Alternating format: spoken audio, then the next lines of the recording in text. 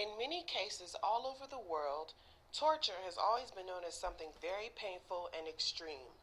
When people first think of torture, images of inhumane physical acts naturally come to mind. What if one could be tortured without even being physically touched? In this video, I'm going to show how mental acts of torture can be just as worse as physical torture through a few people from many millions that have survived these horrific experiences.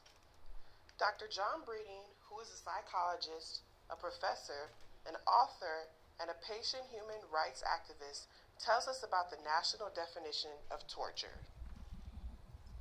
According to the United Nations Convention Against Torture, torture is any act by which severe pain or suffering, whether physical or mental, is intentionally inflicted on a person for such purposes as obtaining from him a third-person information or confession, punishing for an act committed or suspected of committing. Torture is happening all over the world to all walks of life. Mental and physical forms of extreme acts are being practiced, or executed rather, on these innocent people. A survivor of a torture camp in China with over 600 detainees tells us about the torture that she had to endure. I'm now going to talk to someone who's recently been in prison in China.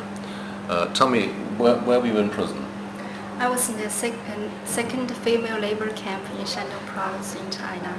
And when were you there? I was there in November 5th, 2001 until September 2004. And while you were there, did you have some inhuman or degrading treatment? Brainwashing, for example? Yes, I suffered continuous brainwashing there. I was put in solitary confinement for 14 months and suffered many kinds of torturing, forced me to sit in one position for long hours and forced me to stand motionless for many days. Also, they deprived me of sleep for many days. And a man named Ahmad Batabi from Iran suffered in a prison for 8 years. He faced many cruel acts of mental and physical torture, all because of his picture being put on a popular nationwide magazine. The government thought he was trying to portray them in a bad light, and for this, they made him suffer immensely. Badawi told us he never knew which days he'd be tortured or which technique they'd use.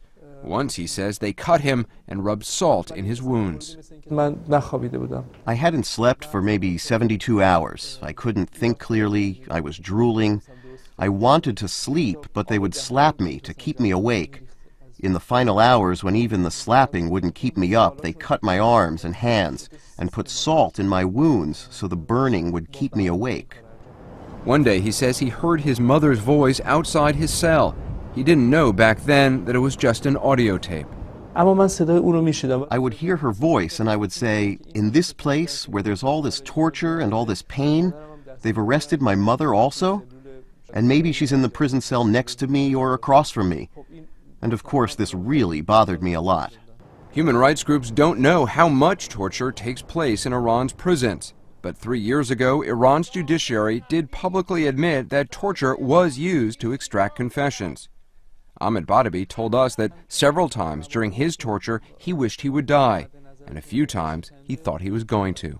You thought they were going to hang you? They told me to stand on a stool. 2 other people were on stools, one to my left, one to my right, and they put a rope around our necks, and they said, "You have a death sentence, and you will be executed." And then they kicked away the other 2 stools. The other 2 people were hanging, and their feet turned blue, and they died. I was still on my stool. I was shaking all over. Why would they take you to a place and make you think that they were going to hang you and hang people on either side of you? It's part of the torture that they use to get a confession or to convince people not to commit another crime.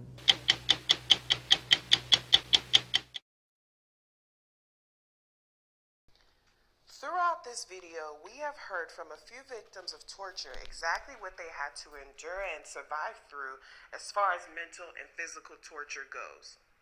These are just a few from millions of people all over the globe that have had to suffer for no reason at all that constitutes these evil acts.